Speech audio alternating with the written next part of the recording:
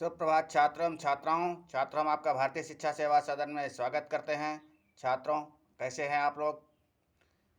आशा करते हैं आप लोग कुशल से होंगे, आपके माता पिता घर परिवार भी कुशल से होंगे।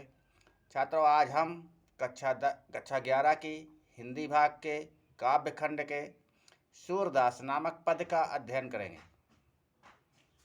सूरदास ने सबसे पहले विनय के पद लिखा है। जैसा कि हमने तुम्हें बताया था, सूरदास प्रारंभ में विनय के पद गाया करते थे। जब तक उनकी भेंट वल्लभाचार्य से नहीं हुई थी तब तक वो इसी प्रकार के पद गाते थे। तो ये उनके प्रारंभिक पद हैं। इनको देखिए।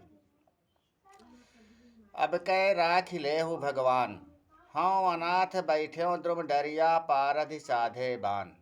ताके डर में भाजो चाहत ऊपर ढुके सुचान।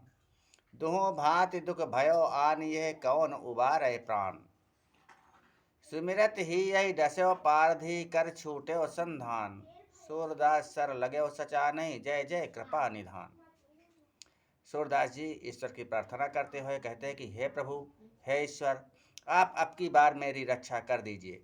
मेरी स्थिति वृक्ष की डाल पर बैठे हुए उस पक्षी की भांति है जिस पर एक और तो शिकारी निशाना लगाए बैठा है, और यदि मैं उसके भय से भागना चाहता हूँ तो ऊपर से बाज घात लगाए बैठा है। इस प्रकार दोनों प्रकार से हमारे ऊपर दुख है। ऐसे संकट की घड़ी में मेरे प्राणों की रक्षा कौन कर सकता है? हे प्रभु, ऐसे संकट की घड़ी में मेरे प्राणों की रक्षा आप ही कर सकते हैं। आप ही मेरे प्राणों की रक्षा कीजिए। तो कहते सुमिरत ही यही डस्यो पारधि कर छूट्यो संधान। जैसे ही मैंने श्री राम का, भगवान का, कृष्ण का सुमिरण किया और जैसे ही मैंने ईश्वर का स्मरण किया, वैसे ही एक सांप ने निकलकर शिकारी को काट लिया और उसके हाथ से तीर छूट गया।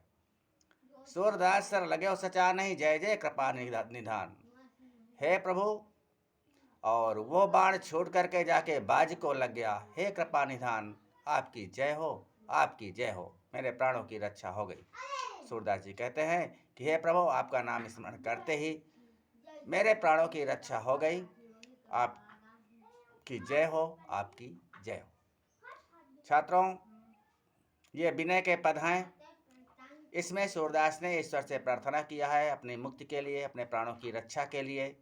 और इसमें ब्रज भाषा है, गेय पद हैं, भक्ति रस है और अनुप्रास अलंकार है। अब दूसरा देखिएगा। मेरो मन अनत कहाँ सुख पावे, जैसे उड़ी जहाज को पक्षी फिर जहाज पर आवे। कमल नयन को छाणी महात्म और देव को ध्यावे। परम गंग को छाणी पियासो दुर्मति कूप खनावे। जी मधुकर अम्बुज रस चाख्यो क्यों करील फल भावे। सूरदास प्रभु कामधेनु तज छेरी कौन दुहावे। कहते हैं मेरा मन भगवान श्री कृष्ण के चरणों के अतिरिक्त अन्य किसी दूसरे स्थान पर या अन्य किसी दूसरे देवी देवता के चरणों में कहाँ सुखी हो सकता है।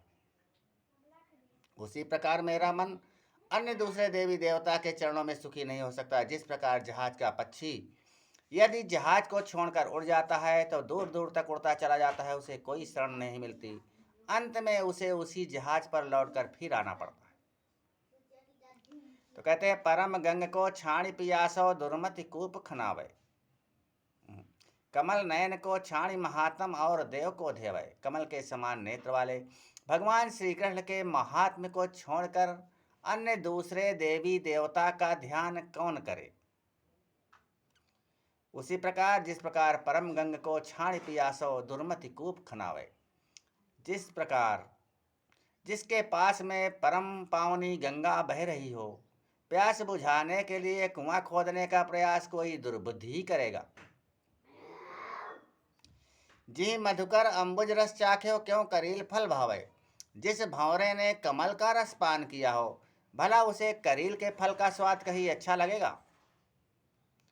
सूरदास प्रभु कामधेनु तज छेरी कौन दुहावे। सूरदास जी कहते हैं ऐसे कामधेनु के समान परम प्रभु को छोड़कर कोई मूर्ख व्यक्ति ही दूध के लिए बकरियों को दुहने का प्रयास करेगा। जिसके पास में कामधेनु हो दूध के लिए वो बकरी को दूहने का प्रयास करे तो वह मूर्ख ही कहलाएगा।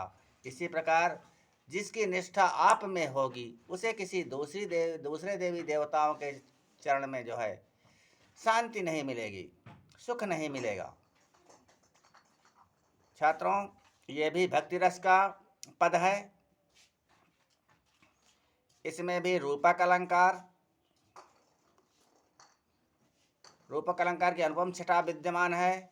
रूपक, अनुप्रास और ब्रजभाषा है। सारे पद सूरदास के गेय पद हैं। वीडियो देखने के लिए बहुत बहुत धन्यवाद छात्रों। यदि आपको हमारे वीडियो अच्छे लगते हैं तो आप हमारे चैनल को सब्सक्राइब कर लीजिए, इसे लाइक कीजिए और अधिक से अधिक शेयर करने का प्रयत्न करें। आपका दिन शुभ हो, रात्रि मंगलमय हो। जय हिंद, जय हिंदी।